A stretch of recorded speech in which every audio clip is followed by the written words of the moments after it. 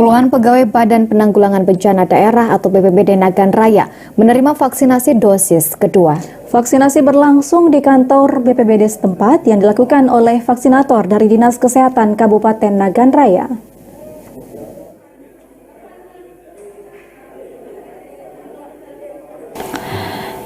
Tim vaksinator dari Dinas Kesehatan Kabupaten Nagan Raya melakukan vaksinasi dosis kedua bagi para pegawai BPBD Nagan Raya.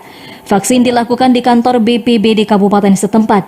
Sebelum menerima vaksin, pegawai BPBD dilakukan pemeriksaan terlebih dahulu untuk memastikan tidak adanya kendala untuk divaksin. Vaksinasi yang berlangsung kali ini merupakan dosis kedua setelah 28 hari yang lalu menerima dosis pertama.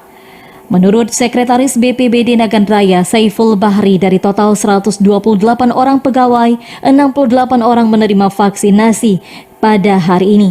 Sisanya akan divaksin pada tahap lanjutan. Menurut Saiful Bahri, seluruh pegawai yang divaksin tak mengalami dampak dari vaksin, sehingga vaksin dipastikan aman sehingga masyarakat nantinya tak perlu takut untuk divaksin. Vaksin tahap kedua bagi kantor BPBD Kabupaten Nagan Raya. Sebenarnya petugas kita ada 120